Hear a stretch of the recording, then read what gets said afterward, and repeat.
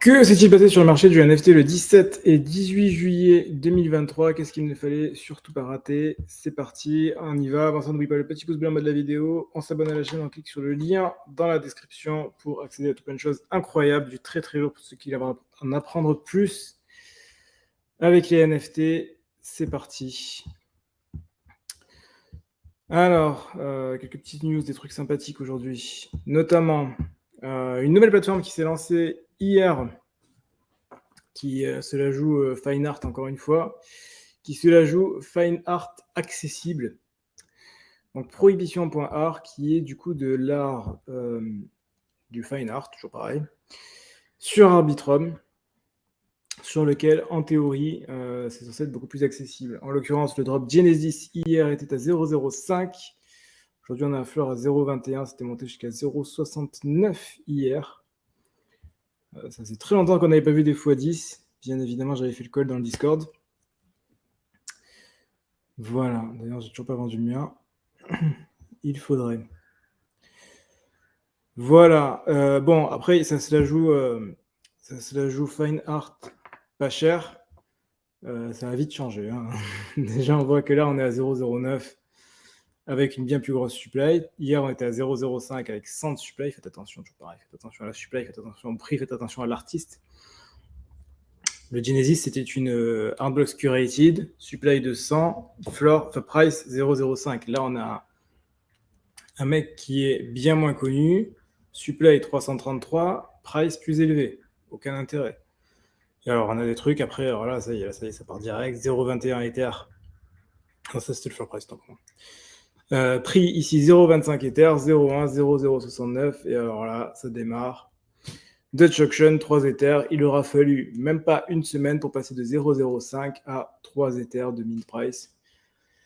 Donc le fine art accessible aura duré 2 jours. 2 jours. Voilà, donc bon. Faites attention entre ce qui se passe, le narratif, ce qu'on vous dit, et la réalité. En l'occurrence, oui, le premier, très bon plan, fine art accessible. Le reste, pas du tout. Le reste, carrément pas du tout. Et alors ça, c'est foutage de gueule. 3 Ethers. 3 Ethers.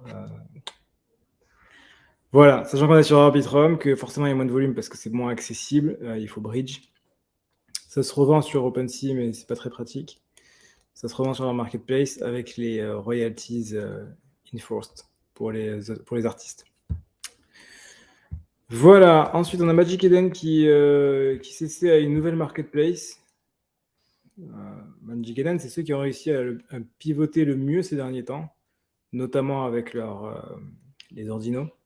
Ils ont été les premiers, ils ont été extrêmement rapides, ils ont été très bons, ils ont intégré les BRC20 trop tard pour le coup, là ils n'ont pas été bons. Et cette fois-ci, ils introduisent Creator X, qui permet de faire, fondamentalement ça a l'air cool, mais dans la pratique personne ne le fera jamais, de créer, de distribuer des NFT. La difficulté dans les NFT, c'est pas la partie technique, hein. La partie technique, c'est compliqué, mais on s'en sort. C'est le marketing, hein. Tout ça c'est bien gentil, mais le marketing reste le plus compliqué. Voilà, vous pouvez créer en quelques minutes, pas de code, créer de collections sans fees, des offres, des flexibles et peu de frais de gaz, peu de frais de mint, modèle d'airdrop et des outils de vesting, donc vous êtes obligé de les garder pendant un certain temps, reveal.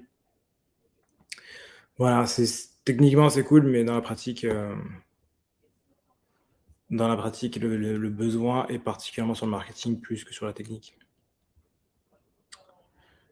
Voilà, ensuite, Shimpers, ils se chauffent de ouf, Shimpers. Shimpers, ils ont fait un nouveau jeu, ils continuent de faire des trucs. Donc un nouveau jeu d'arcade, vous pouvez jouer au jeu qui s'appelle Inferno Escape. 4e aventure. Ça, c'est de deux côtés, ça c'est côté Shimpers, ils se chauffent de ouf là-dessus. Ils se chauffent de ouf sur Instagram. Si vous allez sur Instagram, Shimpers, ils ont un groupe, hein. Ils font une tonne de réels. Des reels, comme on dit dans le milieu. Voilà, si vous allez sur Shimpers Official, 300 000 followers, 290 000 followers. Et franchement, ça tape du 4,2 millions de vues. Bon, celui-là, pas trop. 720 000, 1400. Ça, c'est pas des vues, c'est des likes en plus, donc c'est plus que ça. 4,2 millions de vues quand même celui-là, hein. Ils arrivent à faire des trucs incroyables, hein. Donc voilà, Shimpers ils se chauffent de ouf, ils ont fait tout ça, ils continuent de faire des jeux, et encore après ça, ils ont fait encore un autre truc, ça j'ai vu ça juste avant de lancer le récap. Ils ont lancé la Shimpers Creator Academy pour mettre en avant à nouveau les Shimpers. Voilà, donc franchement ils se chauffent de ouf. Ça joue pas trop sur le floor pour l'instant, mais c'est de loin ceux qui bossent le plus, donc c'est plutôt sympa. Je pense pas que ça va trop changer le floor. Ouais, 0,39, c'est toujours pas ça. Mais voilà, dans tous les cas, ils se chauffent, c'est bien, ils font des choses. Ils vont réussir, ils vont pas réussir, je ne sais pas, mais dans tous les cas, ils bossent, ce qui est déjà bien. Comme Coolcats d'ailleurs, qui a fait un petit comeback, qui est monté légèrement, qui est à 0,78. C'est pas ouf, mais ça monte un peu. Voilà, d'ailleurs, au passage, tant que je suis sur OpenSea, il y avait Garbage Bags qui s'est lancé il n'y a pas très longtemps. Garbage Bags qui était un collègue de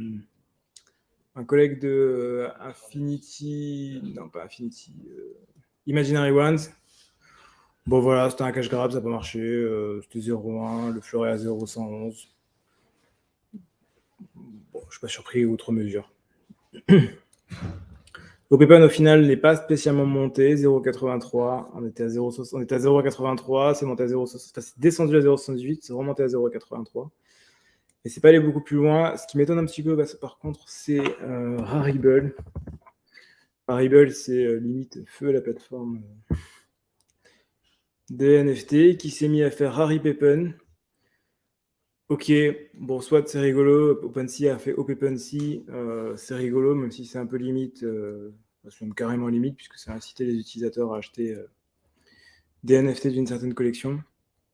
Mais là où je trouve ça, oh là là, je trouve qu'il n'y a rien qui va. Rarible qui fait Raripepen édition de Matic, 48 heures pour la culture, la culture de l'argent. Il n'y a rien qui va, quoi. Enfin, Rarible qui fait ça, voilà. D'ailleurs, c'est ce que j'ai mis. Je vais liker mon tweet et je le trouve très bien. Voilà, je trouve ça pitoyable personnellement. Enfin, il n'y a rien qui va. Voilà.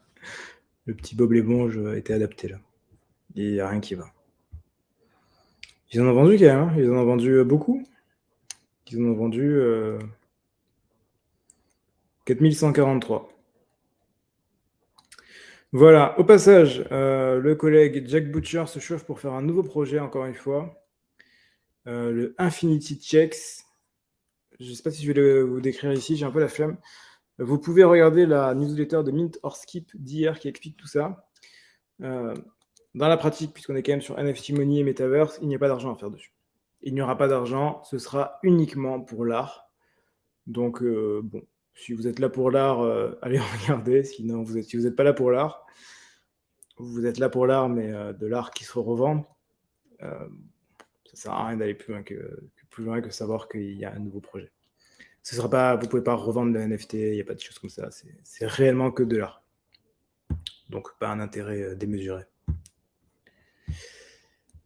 Voilà. Et enfin, Louis Vuitton a dévoilé son premier objet, son premier digital à l'intérieur de son coffret. Et donc, il s'agit d'un sac Louis Vuitton en collab avec Pharrell Williams, parce qu'en ce moment, Pharrell Williams et Louis Vuitton, ils aiment bien. Donc voilà, on remarquera que Louis Vuitton, contrairement à l'ensemble de ses autres collègues, a quand même l'audace de faire ça, non pas sur un compte qui s'appellerait Louis Vuitton Web3 ou ce genre de choses, mais sur le vrai compte Twitter de Louis Vuitton, celui qui a 9,8 millions d'abonnés, et pas sur un autre. Ce qui est quand même tout à fait honorable de leur part. Ça fait partie des seules entreprises qui ont l'audace d'utiliser leur compte principal pour faire du Web3. Si je réfléchis à d'autres entreprises, j'en ai pas sous les yeux, j'en connais pas. C'est dire. Puma ne le fait. Peut-être Puma le fait, mais Puma, c'est pas un succès. Ouais, déjà, c'est Puma.ether. En tout cas, Lacoste ne le fait pas, Adidas ne le fait pas. Nike, ne le fait pas vraiment non plus. C'est à peu près les seuls qui le font. À peu près les seuls qui osent. Je trouve ça admirable. En toute honnêteté, je trouve ça admirable. Voilà, et c'est tout pour aujourd'hui. Pardon la question. Salut Fabien, salut Maxime. Début de la bot season. Bot season par rapport à quoi? Par rapport aux airdrops peut-être? Ou par rapport à d'autres choses? Parce que j'ai pas trop de bots, enfin, en tout cas pour les... Ah, peut-être pour émission et encore. Salut Nicolas. Précisément par rapport à quoi? Parce que je vois pas exactement sur quel élément. Salut Lionel. Ok. Bon, en tout cas, j'ai bien que t'écrives un commentaire parce que je suis intrigué de voir sur quoi tu considères qu'il y a des bots. Ouais, pour les airdrops, ça me paraît être plus pertinent en ce moment. Enfin, les gens font ce qu'ils veulent, hein, mais en tout cas, c'est là où il y a le plus de probabilité. Sachant qu'il y a eu l'airdrop Arkham qui est tombé, qui a fait 1,7 Ether, a priori 2500 $. L'airdrop Linea qui n'était pas incroyable, mais qui fait quand même de l'argent. Donc, c'est toujours pareil, s'il ne se passe pas grand-chose dans la NFT, il y a toujours des airdrops qui sont possibles. Voilà. Ok, eh bien, écoutez, merci à tous d'avoir vu cet épisode. On se retrouve dès demain ou jeudi ou vendredi, à voir. Pour un prochain épisode, d'ici là, portez-vous bien, faites de l'argent.